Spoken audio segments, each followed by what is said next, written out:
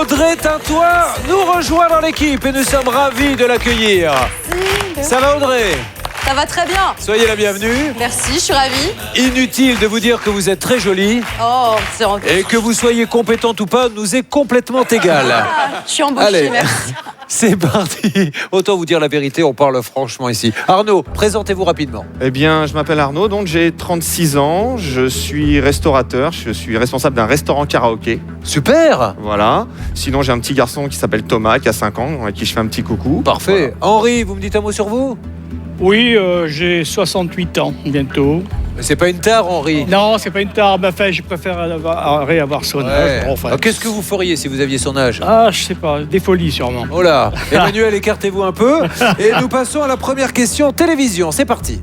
En 82, dans Droit de réponse, sur quel animateur un spectateur jette-t-il un cendrier en direct ? Sur Alain Jérôme, sur Jean-Marie Cavada, sur Michel Polac, sur Philippe Bouvard. Top 7 secondes. Et c'est notre journaliste Audrey Tintoin qui va nous répondre. Vous l'avez d'ailleurs vu aux côtés de Sébastien Follin, de Ruth Elkrief, et elle va nous donner la réponse. Eh bien, c'est la réponse C, Michel Polac. Oui, Michel Polac, qui était le présentateur de Droit de réponse, qui échappe de justesse à un superbe lancer de cendrier à la fin de son émission. Pourquoi ? Eh bien, parce que le thème ce jour-là, c'était le show business. Alors, comme invité dans l'émission, Juliette Gréco, Daniel Guichard, mais surtout dans le public, comme vous ici, des fans de rock qui n'étaient pas du tout contents parce qu'on aurait, superficiellement abordé le sujet. Alors, les insultes pleuvent. Michel Polac n'arrive absolument pas à calmer son public. Des gens sont même sortis par la sécurité. Et là, le cendrier. Alors, il faut dire que c'est pas le seul débordement qui arrive dans Droit de réponse. C'était une émission en direct sur TF1, sans filet, un terrain de libre parole où on fumait, on buvait, enfin bon, bref. Et dans d'autres débordements assez connus, on peut aussi se souvenir d'un Serge Gainsbourg piquer un énorme coup de colère contre le rédacteur en chef du journal d'extrême droite, Minute. Droit de réponse. Merci pour cette explication Arnaud. Henri, Emmanuel, nous dévoilons vos jeux maintenant. Et tout le monde a bien répondu, évidemment, tout le monde marque un point. Nous passons à la deuxième question télévision, la voici. En 88, que portent toutes les stars apparaissant au générique d'une émission de Thierry Ardisson ? Une fausse moustache, des lunettes noires, du rouge à lèvres, une cravate blanche. Top 7 secondes. Que portaient toutes les stars apparaissant au générique de chez Thierry Ardisson ? La réponse était ? La réponse B, des lunettes noires. Alors c'était Antenne 2 à l'époque. Alors expliquez-nous.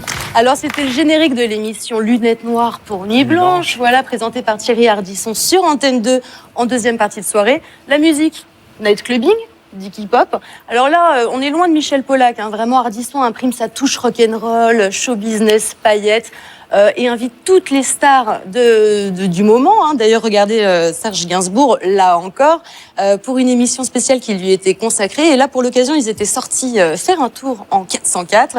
Et là aussi, on buvait, là aussi, on fumait, on disait des gros mots. Et surtout, Ardisson posait des questions que personne d'autre n'osait poser. Pour la petite histoire, vous savez peut-être qu'Ardisson a commencé très jeune dans la publicité.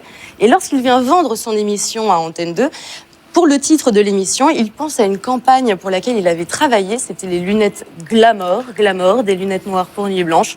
L'émission était vendue. Merci pour l'explication Arnaud. Henri, Emmanuel, est-ce que ça s'est bien passé ? Dites-moi un peu, dans cette spéciale année 80, Emmanuel l'a bien répondu. Regardez les scores, elle est à 3, ils sont à 3 aussi.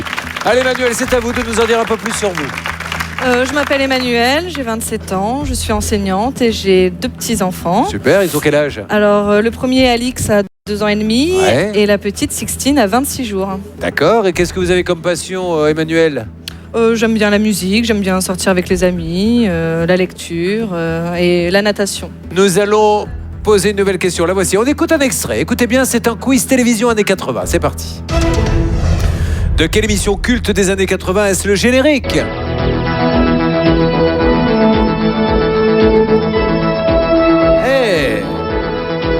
Pas si facile que ça, et je vous fais 4 propositions. Je vous propose le jeu de la vérité. Je vous propose temps X. Je vous propose embarquement immédiat. Je vous propose la chasse au trésor. Top 7 secondes. c'est pas le plus évident des génériques. On se rappelle beaucoup de génériques des années 80, mais alors celui-là, vous ne le connaissez pas, Madame Portier-Kaltenbach? Si, cher monsieur. Vous avez reconnu? Je pense que oui. Lequel? Moi, j'aurais dit, comme les autres, ça me dit plus rien, c'est pas ton X. Je dirais la chasse au trésor. Pas mis, je vous demande celui Moi, que vous j'aurais dit auriez la chasse au trésor, réponse D. Oh, bah, n'importe quoi, c'était? La réponse D, la chasse au trésor. Et oui, avec Bravo. Avec le fameux hélicoptère de Philippe de Dieuleveux. Alors, il faut se rappeler quand même que c'était un jeu révolutionnaire pour l'époque et les petits moyens techniques des années 80.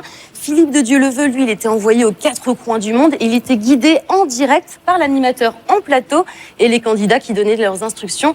Et c'est d'ailleurs grâce à lui que le jeu a connu un tel succès.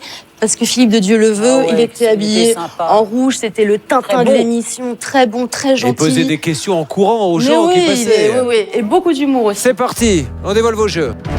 Oui, vous voyez, il n'y avait pas de quoi faire le museau, Henri, tout le monde s'est trompé. Moi, je le savais, alors là. Voilà, tout le monde est à 3. Alors attention, 4e question, tout se joue maintenant dans la série Deux flics à Miami. Elvis, l'animal de compagnie de Sonny Crockett, est un perroquet, un python, un chimpanzé ou un alligator. Top 7 secondes. Dans la série de flics à Miami, Elvis, l'animal de compagnie de Sonny Crockett. Déjà, faire carrière avec un nom pareil, je trouve ça déjà extraordinaire. La bonne réponse était? La réponse D, un alligator. C'est un alligator. Ils sont sur un bateau, non? Ouais. Eh oui. Alors, explication. Et il y a une autre originalité, c'est que Sonny Crockett, incarné par Don Johnson, eh bien, il vivait avec Elvis sur un voilier. Hein, voilà, c'est plutôt sympa.